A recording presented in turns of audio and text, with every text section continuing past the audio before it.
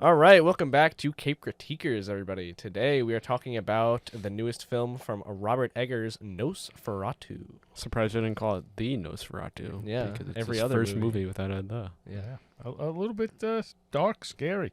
a little bit, a very much bit Yeah. dark, especially. Yeah. You got to be a special person to walk in some of the rooms that they walked into and looking for stuff. But Yeah, I fucking. don't know. His use of shadow work in this movie. Well, that was the other thing.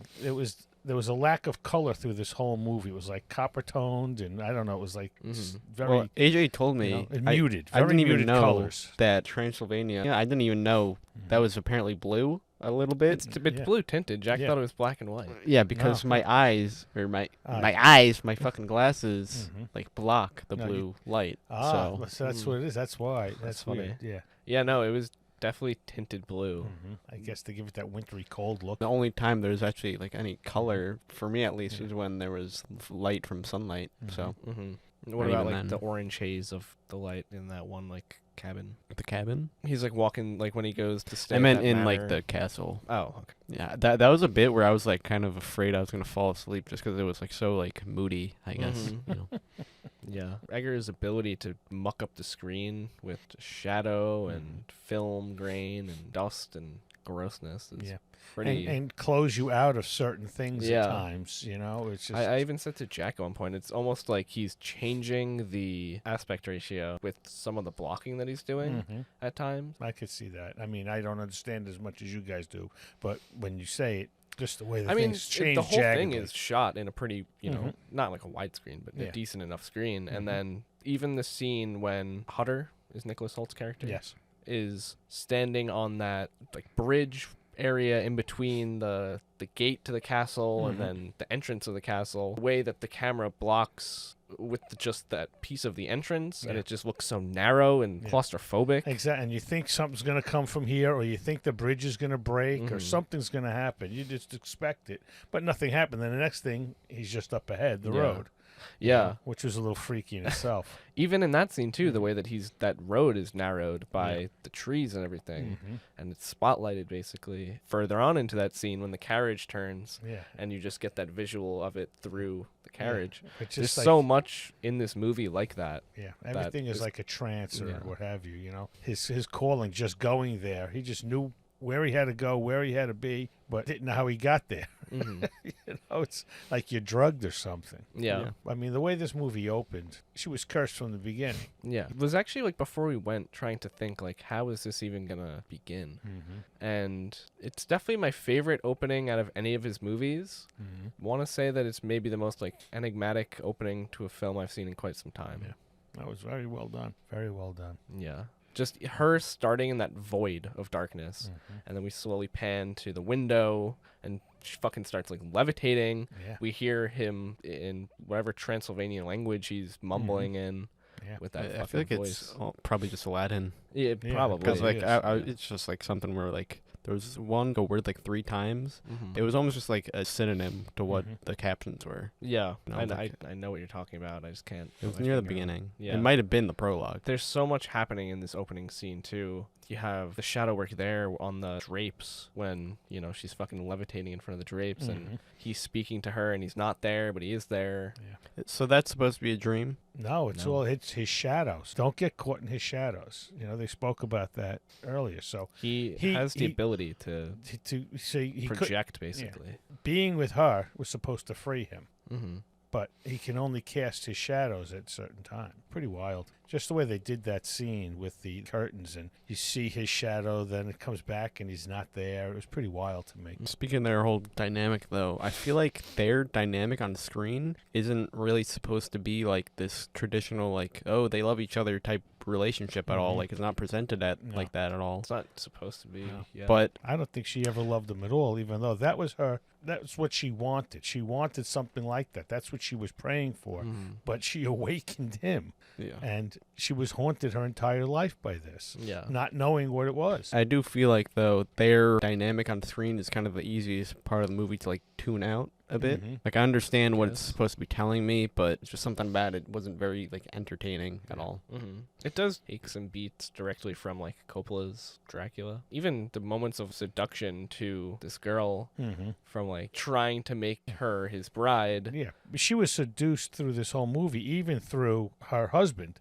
You know, when he was sucking the blood out of the husband for survival, he was like practically making love to this guy too. Yeah. But it was happening to her. Yeah. It was in her dreams. I also thought it was interesting that the initial, twice actually, it is shown to happen. Like the fact that like Hutter's presence in her life kind of subdued all of Orlok's for a while powers, basically. Yeah, because she didn't have them for a long time until after they were married. And then eventually when Hutter returns, it again does that. I did think it was interesting that Willem Dafoe kind of alludes to the fact that she has some kind of mystical powers, though. Yeah, she was gateway, I guess. And he like mentions that he's merely a tourist in that world, and she was born into it. There was some of his acting that I thought wasn't up to par for him. I thought Dafoe was good in I this. thought he was good, but I thought there was some things that he was a little bit, it was just overacting a little bit. To me, it's just like, I didn't really mind the supporting cast. There was one person that I didn't 100% grab to, and that's Aaron Taylor Johnson in this movie. I just felt like some of his line reads kind of came across as goofy. Rich friend. For whatever reason, his performance just didn't 100% sit right with me, but I guess I could look past it. I didn't really notice anything. It was just more so, didn't even resonate with me at all. The scenery in this movie was fantastic, I thought. Yeah, be able to capture mid-1800s Germany. Yeah, exactly, and you know, and they did it pretty well. But definitely Germany. Then they went Transylvania, wherever that is, you know, because it doesn't really exist. But pretty wild the way that they put that all together. Even countryside scenes and everything worked well. One other thing with the supporting cast I wanted to mention is I feel like my favorite moment between like supporting cast members, the doctor, Ralph Ineson, is when the professor like remembers who the doctor is. Yes, they, that was fantastic. Good, Yes, when he looked him in the eyes, and that was a very good moment. Smile moment. Yeah. I also think a bit of an underrated performance in this is Hutter's boss, who ends up being Knock. Nulk. I don't know if he's fully taken over by Nosferatu or if he's just gone crazy because he, you know, dips into this satanic ritualism. Yeah, I think that he was definitely under the spell and just lost his mind and then became what he became. Yeah, I thought that his performance was pretty great, though. Yeah, it's weird how like there's almost not really a main character in this movie, and like it's Lily-Rose Depp's character. The thing about her though is like she almost has the same amount of screen time as everyone else. Like I'd say even a little bit less than maybe one or two. Yeah, I feel like most of the story runs through her point of view, though. Yeah, but it feels like they all contribute the same amount. I'd say you couldn't really take a character out of this movie. Oh yeah, definitely. I think it would definitely completely change the dynamic of the movie, even any of the supporting characters were removed. Yeah, definitely multiple leads going on. No I guess maybe you could mix the professor and the doctor. Possibly, yeah. I do like the fact that they're not the same person, though. Yeah. And they're two separate entities. Even a character like Aaron Taylor Johnson, his wife, played by Emma Corrin in this movie, removing either of them still completely removes like two huge elements. Yeah. His wife's one of the first people that really believes Ellen's like visions or whatever is kind of going on, like possession stuff. Aaron Taylor Johnson just being this almost like outside figure that like this is all kind of happening to. Yeah. And like he's fucking just like so upset to even been dealing with it, even though like he can fucking handle it. Like he's fucking the richest man in that city, probably. And it's like even, you know, spoiler, before like his family is killed, like he's just still like so fucking distraught to even be dealing with this, you know. He can't even fathom what's going on. Yeah. You know? Like all he really has to do with is house them and like let Professor help. You know? Yeah. But everything they did in this movie it worked well for me as timepiece as well. The way the doctor worked and in his facilities, using those downstairs, that's barbaric. We don't use that anymore. Bring them upstairs. I do think the whole time change. It's an interesting choice to kind of just have everyone in this movie doing British accent, aside from like Orlok. I mean that's kind of just like how like a play would be, you know. Yeah. Odd that you said that, because a few points in this almost gave me like Wes Anderson-ish vibes as far as like using the setting to kind of build the scene in a way, like almost like how he does like in a play style. Like especially his more modern stuff. A lot of the dialogue in this film comes off very Shakespearean. I mean, like the Gothic atmosphere is like pretty self-evident, like just how the movie looks. But like it's just so like impressive to write like prose like that, where it's just like they don't even shy away from just like being archaic and expression at all. How well choreographed this entire movie is also borderline like a cinematic achievement. It seems like nothing was left to lightning in a bottle type of on the day acting. It just seems like every part of this, as far as where someone's going to be in the scene, where they're going to be moving to, how the camera is going to change and turn. Yeah. It's all so well choreographed. And like certainly. it seems like it's been practiced Yeah. for, Like, I wonder if there's even any, like, deleted scenes or anything, you know, anything on the cutting room floor. I'm certain there's got to be stuff. And there was the one scene where he's going down into the catacombs, I guess we'll call them, where the coffins are, and he slips on the steps and falls. I'm thinking that just happened. I don't think they directed that. To me, it almost like it happened because it looked like he just really slipped on those steps. Wasn't that something from the original movie, though? I wouldn't Was be it shocked. really? I don't remember. that. I wouldn't be shocked But if they I did wouldn't be tell him shocked to. if it was written in like that too. Fall here to freak people out also. So that could go either way, but it was just so well done. It was seamless. But when he walked in there, and you could tell right away what coffin he was going to go to. But how he just figured this out, there's something going on here. Because it was after when he was awake in bed and was taken.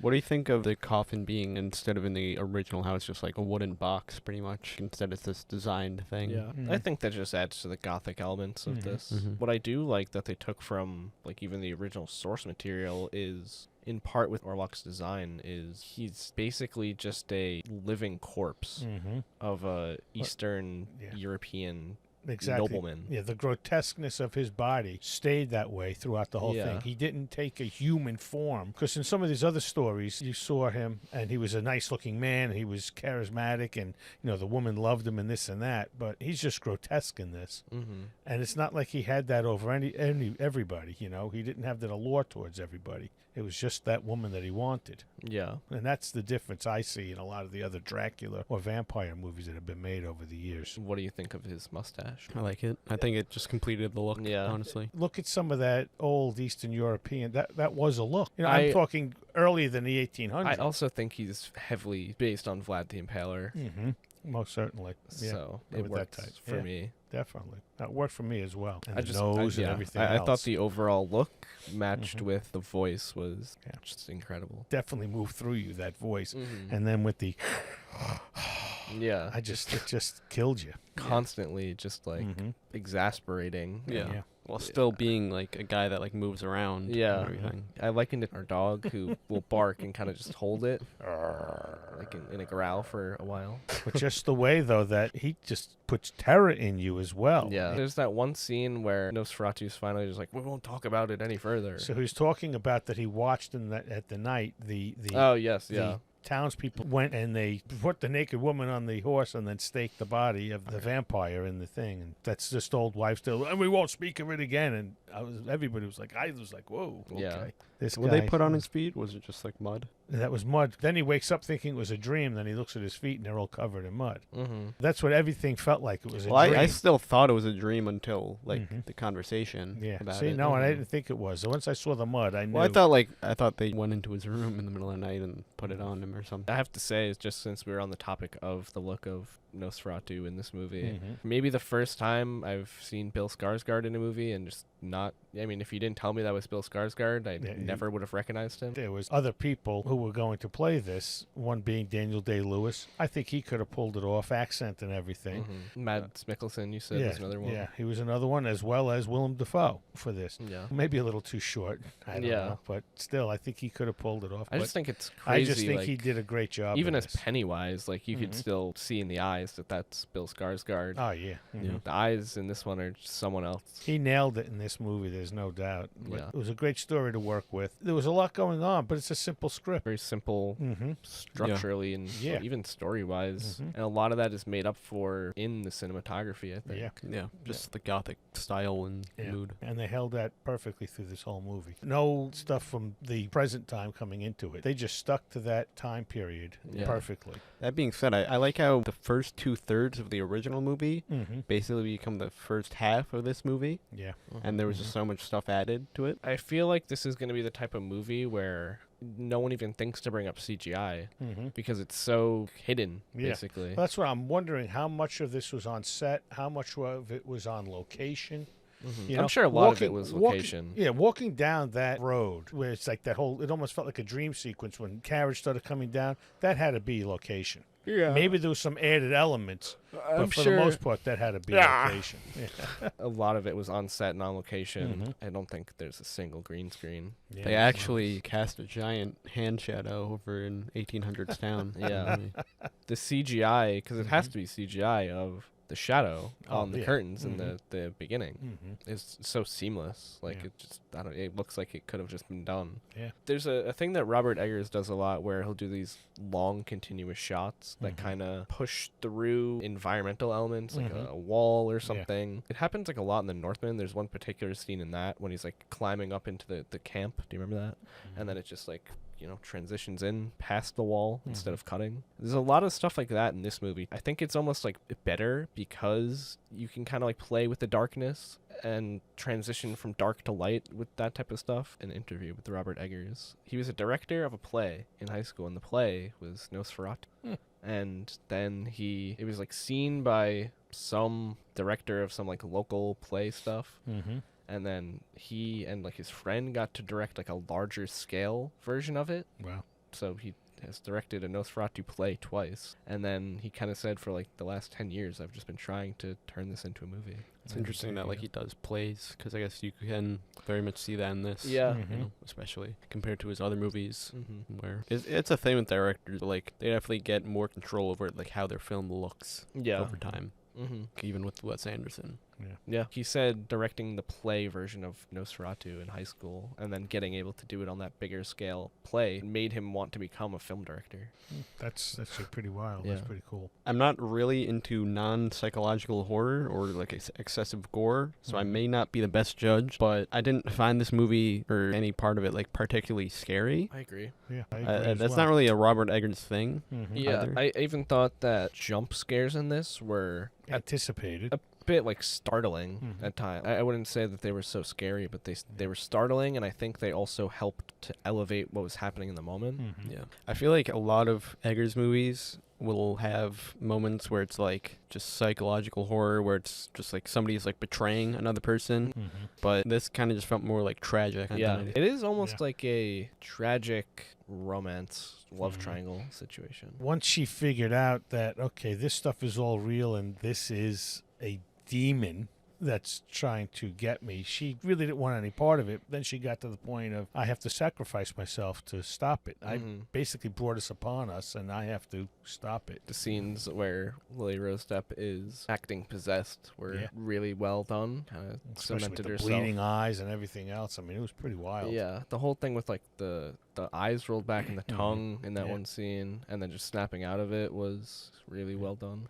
Even the dialogue when he first came back and wasn't himself yet, and she was sort of coming out of who she was, and they were turned away and back in their apartment, and she's going at him and saying, oh, he was better than you, even though it was a dream, and the whole bit. And then they made love, and it was like they both came out of it after that. Yeah, it was almost like they used the power of them to push him away. Yeah. And that was pretty powerful to me, that whole scene. I feel like Nosferatu's death is just a little bit weird to me, because it almost felt like fate that he was going to die there. Yeah. Well, it almost was. Yeah, that's basically what in that her scripture. and the professor, when she said, let me walk you to your door, the professor knew what had to be done. And she was basically walking him and saying she knows what has to be done. So they conspired. I don't like it being like fate instead of that much of a sacrifice. Because this whole movie, I feel like it's about how like obsession will always create sacrifice. And really the only way to break the cycle of obsession is through sacrifice. She didn't have to. She definitely made the choice to do it. He was so like just easy to break there, I guess. But I almost think that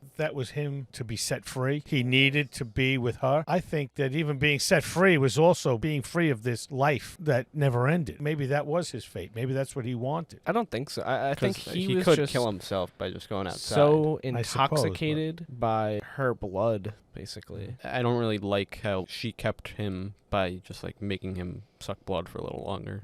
Mm-hmm. It just felt keeping him a little bit too easy. I guess It was light enough outside anyway. Yeah, You know, I at think that point. ultimately his obsession with her is what kills him. The score in this movie was amazing. There were a Yes. few moments like Thomas's Farewell from the Hardings where I was just thinking about how it's just genuinely a good song. Yeah. Dun, dun, dun, dun. You know, it's just like built. It's so amazing. Yep. Yeah, I like the Jack score breakdowns every episode now. Him explaining that he had to go on this trip, it's going to take about 6 months, basically just to even get there. So you're saying, okay, this guy's going to be gone for a year. That's a long time after you just got married. Mm-hmm. And her, in her own mind, knowing that she's starting to have these visions again, knowing sort of the story of Dracula and Bram Stoker's and all that stuff, you're sort of anticipating what's going to go on in this whole thing. So that built it up. But the way that they dealt with it in this movie paid homage to all of the old material, but made it its own. Yeah, definitely modernized it. Yeah, keeping it to real script. Modernized it in a way where it's palatable, I'd say. Yeah, most Not that the certainly. older stuff isn't, but I think this just refreshed it Yeah.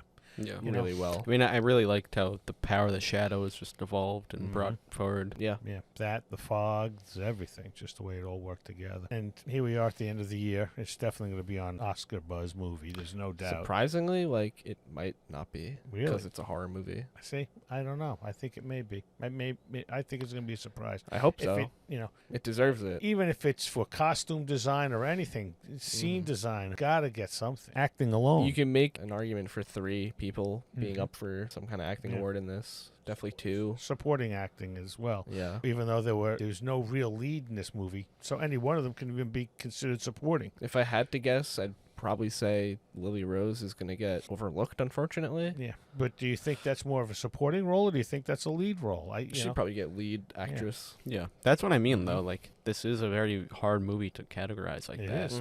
Because, It like, is. it's really not about the plot. That's what makes it more like a play. Yeah. It Because- really is more about the bigger overall story and just kind of character to character. Yeah. How Transylvania, the castle, just how every moment like flowed to the next and every shot even. Yeah. Closing doors opening. Yeah, but it was almost a dreamlike setting. The minute he got there, everything became like dream style. You are late. He's behind him. He's over here. He's Yeah. at the head of the table, or at night waking up out of these wild dreams. And I thought that stuff was really fun because Yeah. that's just such an easy visual storytelling it is. cue, I guess, to show off his powers. And this very stark giant castle. I fucking also love like the coat that he's wearing the whole time. It's like this fur coat. Do you like the dream sequences in this more than the like mound dweller part of the Northman, where like he fights the dead?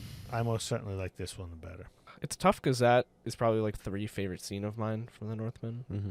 But- It's just like such an interesting like way to show like Yeah. how these Scandinavian tales like actually happen in real life. You know. Yeah.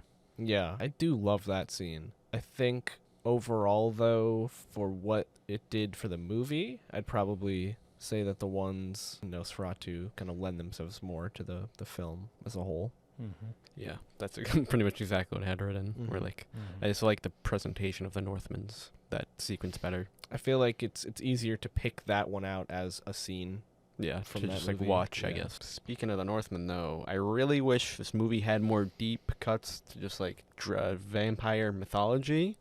Because I feel like most of the references in this were just to like history and like the plague, the mustache, everything like that. But like previous Eggers films just had like fucking like extremely deep cuts. Like in The Northman, there was the last teardrop, fucking Raven power. Just like, what, like Yeah. it's hard shit to even find. But it's wild in this though, because it makes you think, oh, plague happened because of this guy, and it just lends itself to all kinds of things that can open up and become those stories later in life. Yeah, You I know? do see what Jack's saying, though. Like, I kind of wish that there was more of it. I think it lends itself to imagination more. It's easy enough to adopt the idea that, like, the occult of Nosferatu, this vampire, is the one that caused the plague. It's easy enough to be like, yeah, sure. There's just not enough of stuff like that in this. But then again, I think that might just be because of how simple the plot is. I like the way they introduce certain things, like how to put a stake through the heart to kill it. So it was this guy walking and sees how they did it, so he knew he had to do it later on, then explains it later.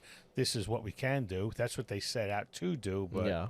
ultimately he gets killed a different way. Yeah, I did think it was a great fake out when the accountant guy or whatever, the real estate guy, was in the coffin. They fucking stab him to the heart. Yeah.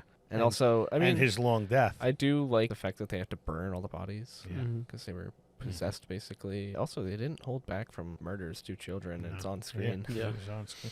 So, I mean, they didn't get very graphic about it. But Yeah, they didn't show it happening. Yeah. They kind the of showed child's like. neck. Yeah. It was like the end of drinking the blood, I guess. Yeah. We didn't see the bite, I don't think. Yeah. No, we didn't. Heard the screams, went in, and then he just dropped the body. Yeah, I did think it was funny, though. How, like, in the beginning, the children were like, oh, it's a monster. Mm-hmm.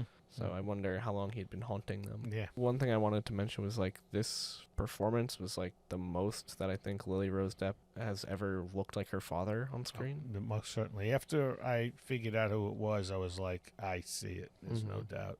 Now I can't unsee it. Yeah. And I have to say, she really gave it her all in this movie. I mean, really became this part, and she showed it all. Yeah. Just one more thing with the mythology. I just wish there was more stuff about how there's like vampires in history, you know? Because Eggers, like, that's a main draw about him, where like he just is able to bring up so much like shit. They almost wanted to mention it, you know, that the townsfolk killed or staked the vampire. Yeah, grave. like I feel like the most we got was like the gypsy stuff. Yeah. Yeah. So.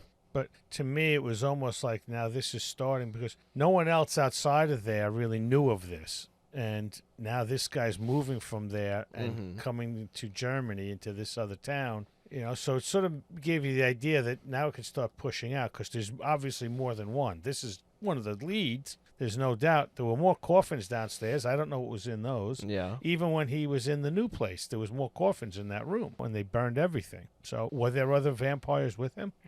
I don't think so. Yeah, I don't know. I don't think so. You know, what I think there maybe was at some point. Yeah, and what happens to the real estate guy who they ultimately killed there? Is he now becoming a vampire? I thought it was, didn't he get betrayed? Yeah, he's like Orlok's pet. Yeah.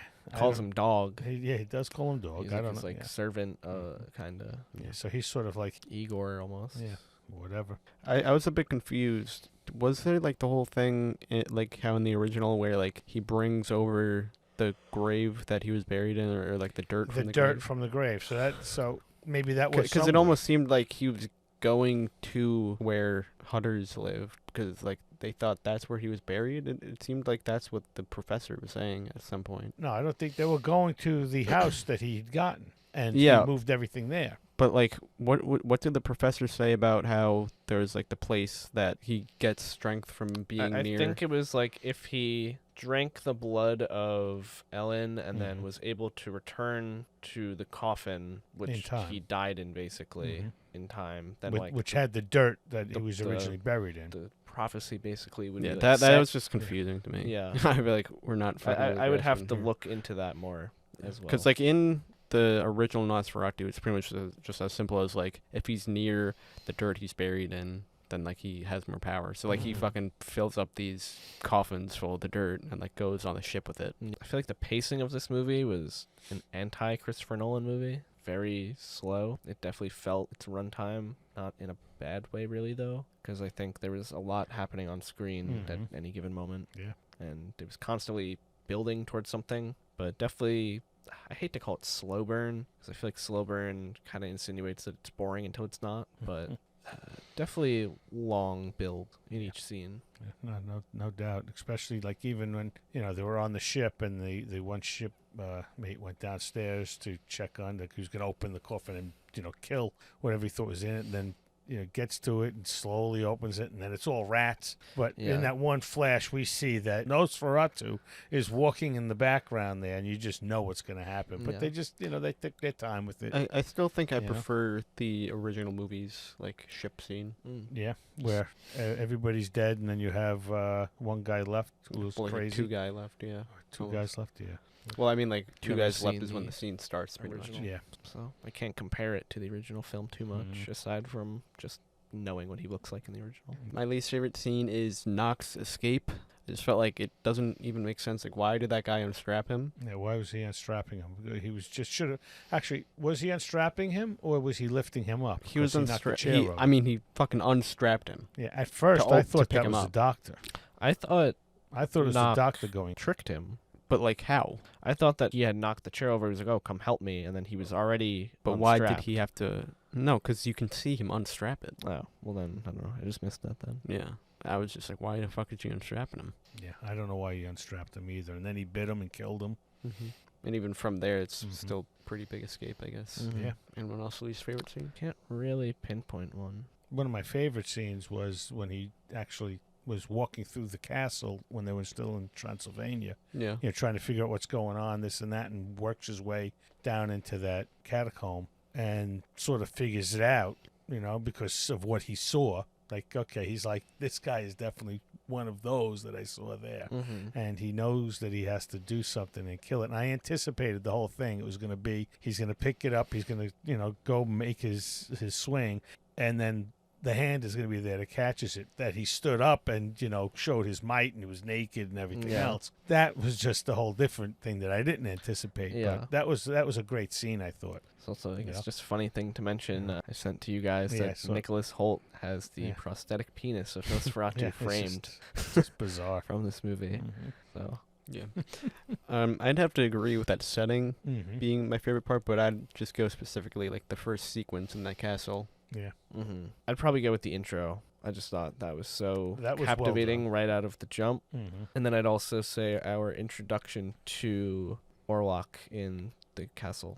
Like when it's at night and he wants to sign the papers and everything. I was just so You're late. captivated by the voice and how we're using shadow to dodge around, showing him for so long, and then kind of get glimpses of him. But he wants them to sign at the midnight hour. Yeah. But then when he had him sign that other thing, hour. it's in my ancestors' home language or whatever he says. Yeah. You know, so here he's signing a contract that he can't even read. You find out later it's signing his wife away.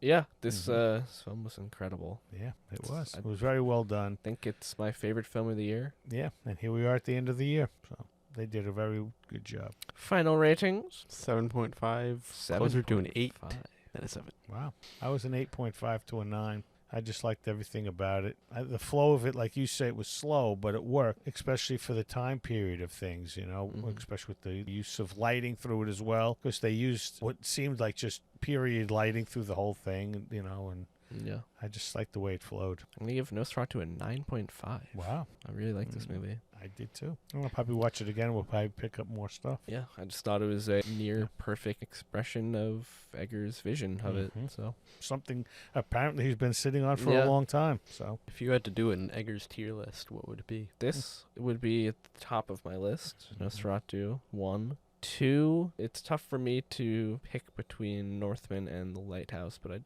probably have to put The Lighthouse 2. Wow. Northman 3, and then The Witch 4. Yeah. I've never seen The Witch. It's all right. It's not my favorite. It's definitely like my least favorite movie of his. Yeah, I don't know. I'm bad at doing that stuff, but what would yours look like? Honestly, Northman and this are tied, but you know, Northman has a lot better details, but this just has better style and presentation. I feel like the third act of the Northman kind of gets a little convoluted for me. Well, it's just like studio interference, because like he did not want it to go down like that at all. I feel like I like how the Northman just talks about more shit. You know? Yeah. Like actually brings more stuff. So like I'm just wondering, when is Eggers just gonna get all of the Skarsgårds in one movie?